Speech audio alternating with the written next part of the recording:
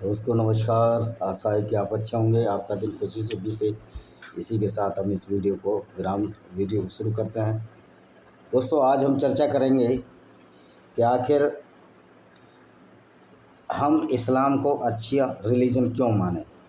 Religion तो है ही नहीं, इस्लाम को एक अच्छी विचारधारा क्यों माने, क्यों गैर मुस्लिम इस्लाम को माने, ऐसे इस्लाम में क्या खूबियां हैं जो गैर मुस्लिम उसको माने। आज इसी पर चर्चा होगी और चर्चा का विशेष बिंदु रहेगा जो इस्लाम की कमियां हैं, जो डिमेरिट्स हैं इस्लाम की, जिसकी वजह से इस्लाम और किसी कल्चर के सामने कहीं नहीं ठहरता।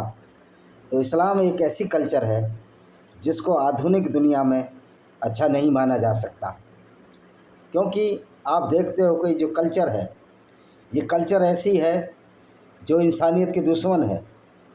और भारत में रहने वाले हिंदू मुसलमान से दोस्ती क्यों करें, इस पर भी सवाल आएगा। दोस्तों, जब इस्लाम एक बहुत ही खुदगर्ज स्वार्थ परकता से भरा हुआ एक दीन है, एक आइडियोलॉजी है। अब आप कहोगे कि इतना बड़ा आरोप आप इस्लाम पर लगा रहे हैं, तो ये कैसे स्वार्थपरक है। देखिए, स्वार्थपरक वो समूह होता है जो अपने सिर्फ फ़ायदे के लिए काम करता है। मसलन आप किसी विभाग में काम करते हैं तो आप विभाग से तनख्वाह लेते हैं, विभाग आपकी मेडिकल चिकित्सा की पैसे भी देता है, बच्चों की फ़ीस भी देता है, हाउसिंग लोन वगैरह भी, और जो भी फैसिलिटीज़ हैं आपको डिपार्टमेंट आने जाने की सुविधा के पैसे देता है। अगर आप सरकारी कार्य से जाते हैं तो आप उसकी सेवा करते हैं और फिर वो आपको उसके बदले कुछ देता है।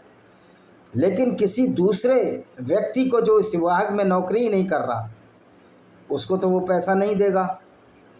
तो यहीं पर हम कहते हैं इसमें और विचारों में धर्म में फ़र्क होता है।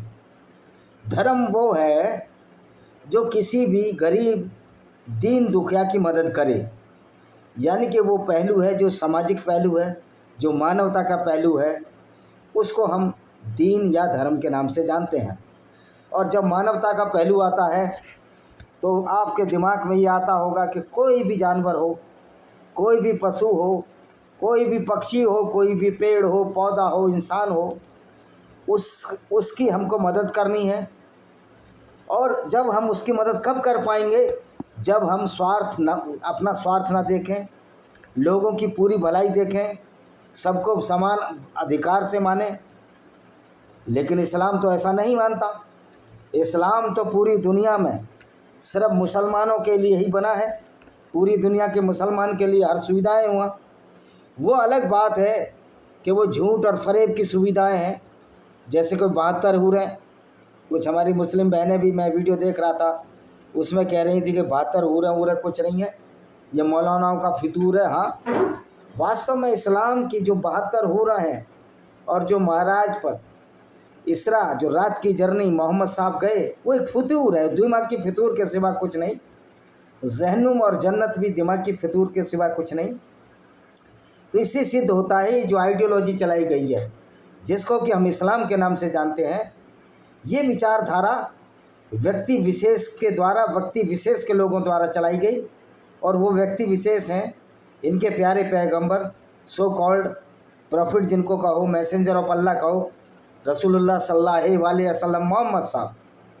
तो मोहम्मद साहब का जो साइकोलॉजी थी, इस मोहम्मद साहब की साइकोलॉजी एक स्वार्थ और खुदगर्जी पर आधारित है, क्योंकि मोहम्मद ने सिर्फ उन्हीं लोगों के फ़ायदे की बात करी जो मोहम्मद के साथ रहते थे, जो मोहम्मद के साथ काफ़िले लूटते थे, जो मोहम्मद के साथ उनकी सेना में जाकर लड़ाइयाँ लड़ते थे।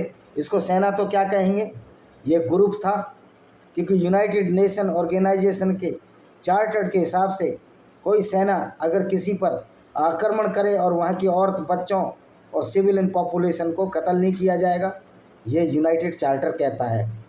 लेकिन मोहम्मद साहब का कोई चार्टर नहीं था। वो तो निरीह, निर्बल और गरीबों पर अत्याचार करते थे, उन यहूदी कबीलों पर जाकर खुद अत्याचार करते थे।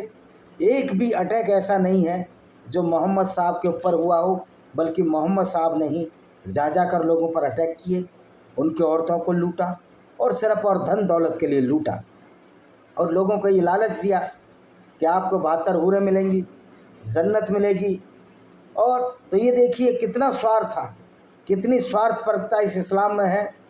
इससे सिद्ध होता है कि इस्लाम लोगों द्वारा चलाया गया, कुरान की आड़ में चलाया गया। और वर्का बिन नोबिल जो मोहम्मद का चचेरा साला था, यानी खदीजा का चचेरा भाई था, जो एक ईसाई था, उसने ऐसी ऐसी आयतें लाई। आयतें कोई ऊपर से नहीं आती, कोई किताब ऊपर से नहीं आती, ये सब झूठ वर्का बिन नोबल और खदीजा का था। आप इतिहास में जाएंगे, आप थोड़े भी समझदार हैं तो आपको लगता है कि कोई किताब ऊपर से आएगी, आसमान से आएगी। क्या आसमान में प्रिंटिंग प्रेस है, या आकाश में कोई आकाशवाणी होती है? ये आकाशवाणियों की बातें आपके जहन में कैसे आएंगी? तो वो मोहम्मद के जो फ्रॉड था कि ये आसमानी किताब है, इस फ्रॉड को मोहम्मद ने सही ठहराने की भी कोशिश की कि 4 किताब आई हैं आसमान में, ज़बूर, इंजील जिसको कि हम बाइबल कहते हैं, और तोरा। तो ज़बूर तो मिलती नहीं है, वो संग्रह है, गानों का संग्रह है, वो तो कहीं कहीं नहीं मिलती। तो ये बताइए, ये गानों का संग्रह है। और और मज़े की बात है कि कुरान का अल्लाह कहता है कि मैंने इसलिए कुरान को अरबी में उतारा है कि जिससे कि अरब के लोग इसको समझ लें, सही भाषा में उतारा है, आसान भाषा में। तो फिर कुरान को छोड़ के जो तीनों किताब हैं, ज़बूर, इंजील और तोरा, वो तो हिब्रू में लिखी हुई हैं। बाइबल भी पुरानी हिब्रू में लिखी हुई है। तो इससे साबित हो जाता है बाइबल हिब्रू और तोरा का कुरान से कोई लेना देना नहीं है। ये मोहम्मद ने सिर्फ ये दिखाने के लिए कि मैं आखिरी पैगंबर हूँ, और जो कुरान, जो बाइबल और यहूदियों के जो पैगंबर हैं वो शुरू के पैगंबर हैं। जैसे गैब्रियल को जिब्रील बना दिया इन्होंने, माइकल को मिखाइल बना दिया। तो ये सारा फ्रॉड खेला गया सिर्फ और सिर्फ मोहम्मद की खुदगर्जी के लिए, अपने लूटपाट के लिए। और दूसरा, इस्लाम अगर ये कहता है कि हमें गैर मुस्लिमों को नजस हैं, पोटी जितने गंदे हैं, तो मेरा सवाल ये है कि मुसलमानों से क्यों ना हिंदू नफ़रत करेगा, क्यों ना यहूदी नफ़रत करेगा, क्यों ना ईसाई नफ़रत करेगा? क्योंकि ये नफ़रत के बदले आपको नफ़रत मिलती है। ये सिद्धांत है, जब आप गलत करते हैं तो आपको गलत ही मिलता है। न्यूटन का भी नियम है कि क्रिया के विपरीत प्रतिक्रिया होती है। जब क्रिया के विपरीत प्रतिक्रिया होती है तो जो तुम नफ़रत इस्लाम में, जो कुरान में लिखी हुई है, वो आप जब लोगों को देंगे तो निश्चित तौर पर आपको ही नफ़रत मिलेगी। यही वजह है कि आज मुस्लिमों को नफ़रत की दृष्टि से देखा जाता है। उसकी वजह बात ये है कि कितना भी पढ़ लिख जाए मुस्लिम, अगर वो कुरान पर विश्वास रख रहा है, इस्लाम पर विश्वास रख रहा है, तो मेरे से वो नफ़रत करेगा ही। ऐसे बहुत से लोग हैं, हमारे विभाग में भी कुछ लोग थे जो पीछे से हमको काफिर कहते थे। हालांकि इंडिया में तो गिने चुने नौकरियों में हैं ये लोग। तो उससे साबित होता है। और दूसरी बात ये है, जो कुरान की पढ़ाई है वो तो नफ़रत भरी है। तो जब आप गैर मुस्लिमों से नफ़रत करोगे, पूरी दुनिया को 2 हिस्सों में बांटोगे, तो फिर आपसे कौन प्यार करेगा? फिर कौन आपके अल्लाह को मानेगा? कौन आपके प्रॉफिट को मानेगा? वो प्रॉफिट जिसने पूरी ज़िंदगी भर गैर मुस्लिमों को कत्ल किया हो, गैर मुस्लिमों की औरतों की इज्जत से खिलवाड़ किया हो, और जिस प्रॉफिट के चलती ही विचारधारा के हमारे भारत में हिंदू नारियों की अस्मिता लूटी गई हो, उनके साथ बलात्कार हुए हों, और उसी तरह से यहूदी औरतों के साथ मोहम्मद के ज़माने में भी बलात्कार हुए, उसी तरह से यहूदियों की औरतों के छोड़ ईसाइयों के साथ स्पेन में जो बलात्कार का नंगा नाच हुआ, वो इस्लाम की वजह से हुआ। क्योंकि इस्लाम का मूल उद्देश्य यही है कि काम वासना की पूर्ति करना, धन लिप्सा की पूर्ति करना। तो ये कहना कि मोहम्मद बड़ा क्रूर रहमत वाले हैं, बिस्मिल्लाह रहमान रहीम, बड़ा दयालु है अल्लाह, ये तो बड़ा झूठ परोसा गया है। इस झूठ पर आज के कोई विश्वास करने को तैयार नहीं है। तो मुसलमानों से हम दोस्ती क्यों करें, गैर मुस्लिम मुसलमानों से दोस्ती क्यों करें, और उस अल्लाह को क्यों माने जो अल्लाह एक क्रूर और अत्याचारी है? यद्यपि अल्लाह एक फिक्सियस पात्र है, एक नकली पात्र है जो मोहम्मद ने अपने जुगाड़ से अपने फ़ायदे के लिए बनाया। अल्लाह ना होने का कारण है कि 5000 भगवान है, हर व्यक्ति का हर भगवान है, 5000 भगवान है। लेकिन ये अल्लाह जो दावा करता है कि मैं दुनिया को बनाने वाला हूँ, तो उस अल्लाह को, दुनिया को बनाने वाले अल्लाह को तो पता होना चाहिए मैंने किस तरह दुनिया बनाई है, किस तरह पृथ्वी बनाई है। लेकिन कुरान का अल्लाह कहता है अपनी बनाई चीज़ों का उसको भान नहीं है। क्या अल्लाह भांग का नशा करते हैं? जो अल्लाह कहते हैं कुरान में लिखा है कि मैंने पृथ्वी जो है कागज़ की तरह फैलाई है और उस पर पहाड़ ऊपर से गाड़ दिए हैं, जबकि वास्तविकता ये है तो पहाड़ तो ऊपर से नहीं गाड़े जाते, वो तो पृथ्वी की टेक्टोनिक प्लेटें जब टकराती हैं उसके उभार से वो पहाड़ निकलते हैं। जब यूँ टकराएगी तो कोई पहाड़ ऊपर चला जाता है और जो तगड़ा पोर्शन होता है, हार्ड पोर्शन, वो नीचे दब जाता है, और जो हल्का होता है ऊपर चला जाता है, तो नीचे वाले से घाटी बन जाती है और इस तरह पहाड़ बनते हैं। तो अल्लाह को ये ज्ञान नहीं, और अल्लाह कहता है मैंने 7 आसमान बनाए, जबकि आसमान तो कोई ऐसी चीज़ है ही नहीं। तो इससे साबित होता है कि अल्लाह फर्जी है। मोहम्मद का जो करैक्टर है वो अल्लाह के नाम पर जो क्रियाकलाप किए वो आदर्श करैक्टर नहीं है। इसलिए हम, और दूसरी बात, अगर हम अल्लाह को नहीं मानते तो ये क्या किसी की ज़बरदस्ती है? क्या किसी की हम जागीर है जो तुम्हारे अल्लाह की फर्जीवाड़े को माने और ऐसे मोहम्मद को मसीहा अपना माने, जो न सिर्फ कत्ल करता था बल्कि काफ़िले भी लूटा करता था, औरतों को लूट कर बाज़ारों में बेचता था। तो ये सब तो नहीं चल सकता। तो कुरान और इस्लाम को ना मानने के कारण बहुत सारे कारण हैं, और फिर किसी की कोई दादागिरी तो नहीं है। हालांकि आपकी एक किताब कहती है कि तुम्हारा दीन तुम्हारे लिए, हमारा दीन हमारे लिए। तो मैं पूछना चाहता हूँ, जब ये मोहम्मद और अल्लाह का ये उपदेश है कि तुम्हारा दीन तुम्हारे लिए और तो हमारा दीन हमारे लिए, यानी तुम्हारी विचारधारा तुम जानो, हमारी विचारधारा हम जाने, फिर कुरान में सैकड़ों आयतें ऐसी क्यों हैं कि गैर मुस्लिमों को जहाँ कत्ल करो? चैप्टर 9 की 5 आयत यही कहती है कि गैर मुस्लिमों को जब रमज़ान के पवित्र महीने बीत जाएं तो जहाँ चाहो उनको कत्ल करो, उनकी घात लगा कर बैठो और उनकी घात में बैठो। अब मैं पूछना चाहता हूँ, जब इस तरह की हरकतें आप लोग करते हो और इस तरह कुरान की विचारधारा पर चलोगे तो आप काफिरों को कत्ल करोगे, फिर आपसे काफिर क्यों मित्रता मानेंगे? आपसे तो काफिर दोस्ती ही नहीं मानेंगे, क्योंकि आपका कब मूड सनक जाए, कब आप कुरान पर चलने लगो, कब आप इस्लाम को मानने लगो, ये तो आपके अंदर की बात है, ये तो हम नहीं पढ़ रहे। और जो ये कहते हैं मौलाना कि अल्लाह बड़ा रहमान वाला है, दयाल वाला है, तो अल्लाह तुम्हारे लिए मेहरबान है, मुसलमानों के लिए मेहरबान है, क्योंकि मुसलमानों को तो कहता है जिस मर्जी को लूट लो, जिस मर्जी की औरत के साथ बलात्कार करो। और यही इस्लाम की वजह से हिंदू, यहूदी और ईसाइयों के साथ बलात्कार हुए। फिर हम इस्लाम के इस अल्लाह को और पैगंबर को अच्छा व्यक्ति क्यों माने? जो व्यक्ति हमारे खिलाफ है, जो हमारे खिलाफ बात कर रहा है, जो किताब हमारे खिलाफ बात कर रही है, उस किताब को हमने मानना तो ये मूर्खता की निशानी नहीं होगी। कुरान को गैर मुस्लिम वही मान सकता है या जो जिसने टीन के चश्मे लगा रखे हों या जिसकी बुद्धि बंद हो। जिसकी भी बुद्धि खुली होगी, जो भी समझदार व्यक्ति होगा, इस कुरान की भर्त्सना करेगा, मोहम्मद की भर्त्सना ही करेगा, अल्लाह की भर्त्सना ही करेगा।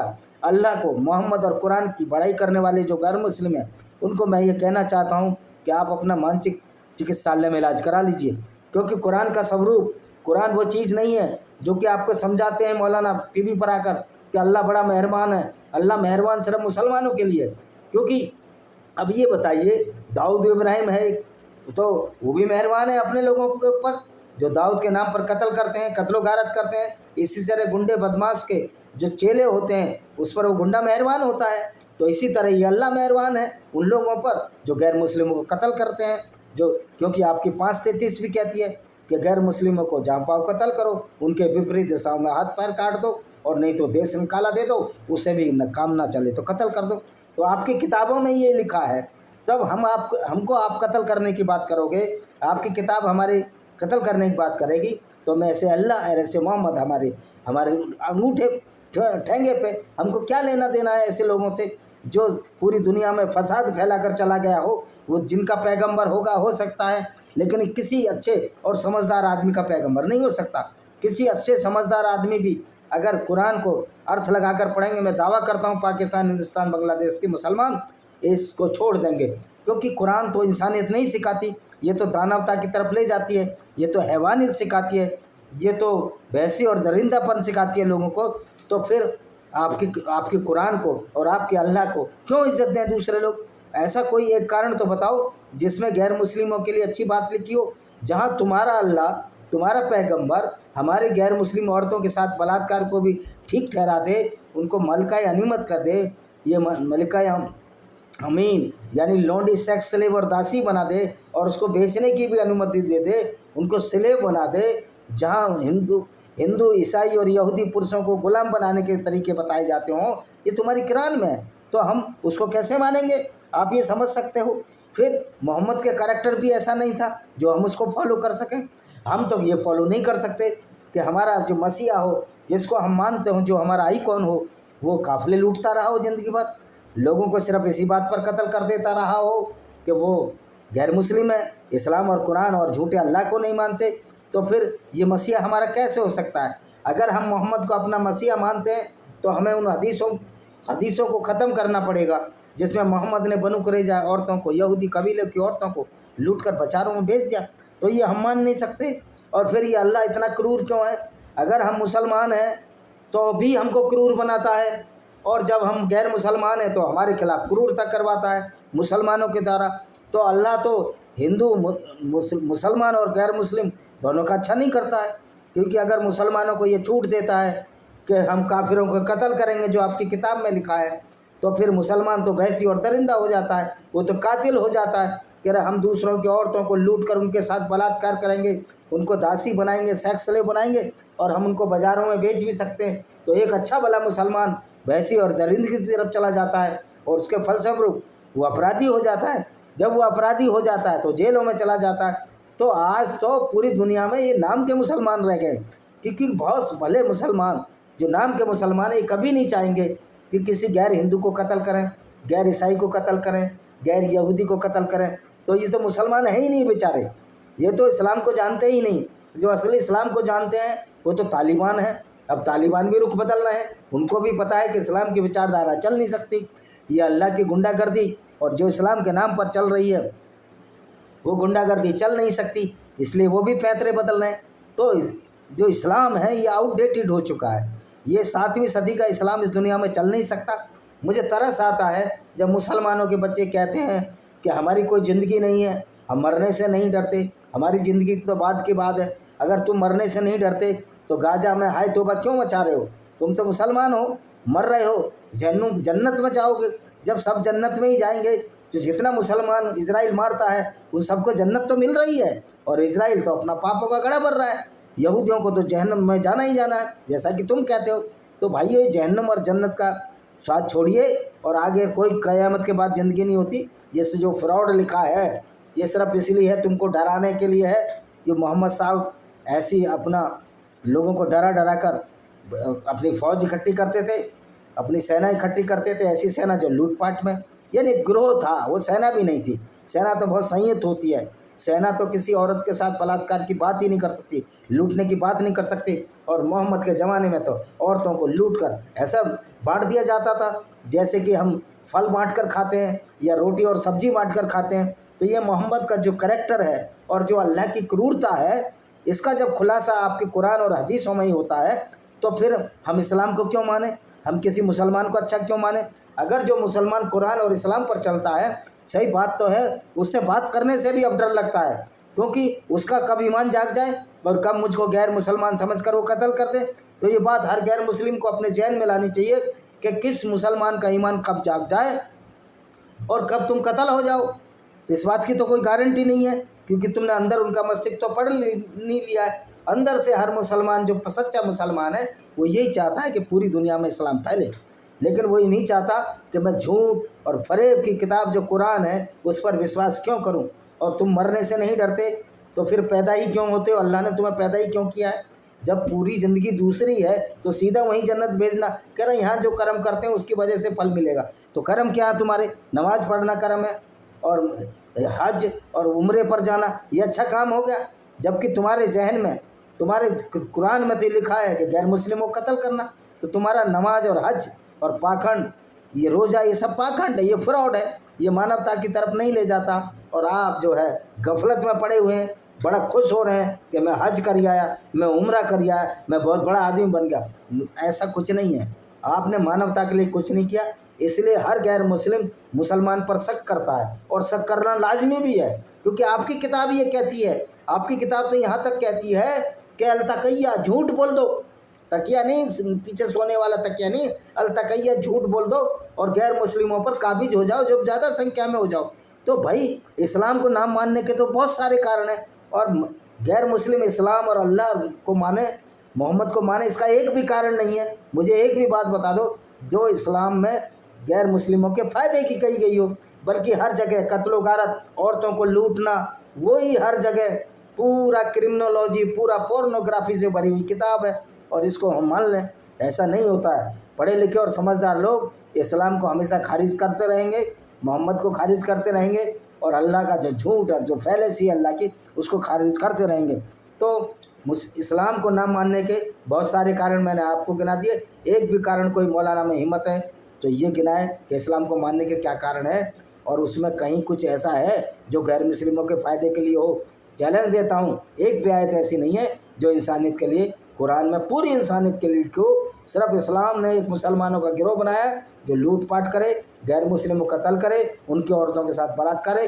पूरी हिस्ट्री पढ़ लो, भारत की पढ़ लो, यहूदियों की पढ़ लो, स्पेन की कर लो। इन्होंने सारे लोगों ने जो इस्लाम को मानने वाले हैं इसी तरह के गुल खिलाए। 4-4 बीबियाँ रखना, मोहम्मद की 13 शादियाँ, 5 साल की 6 साल की लड़की से शादी करना, तो 9 साल की उम्र में उसके साथ इंटरकोर्स करना। ये सब काम अगर तुम्हारे पैगंबर के हैं तो हम तो ऐसे पैगंबर को नहीं मानते, ना हमें कोई मर्दा। और इसके लिए संघर्ष होगा निश्चित तौर पर। तीसरा विश्व युद्ध होगा तो मुसलमान और गैर मुसलमानों के बीच में होगा, क्योंकि अगर ये पागलपन इनका नहीं जाएगा जो कुरान में और जो उनके विश्वास में लिखा है, तो निश्चित तौर पर गैर मुस्लिम भी कब तक झूठे अल्लाह से डरते रहेंगे, ऐसे पैगंबर से डरते रहेंगे जो क्रूर, हत्यारा और अत्याचारी था। कोई नहीं डरता इन सब चीज़ों से। तो जब, और ये हिंदुओं को मैं कहना चाहता हूँ कि बड़ी सहिष्णुता, दया दिखाने का काम उन लोगों के साथ होता है जो दयालु हों। आप क्या गुंडे, बदमाश और बलात्कारियों के साथ दया दिखाओगे? अगर कोई इस्लामिक आतंकवादी आपको कत्ल कर रहा है, आपकी औरत के साथ बलात्कार कर रहा है, तो आप हाथ खड़े कर दोगे?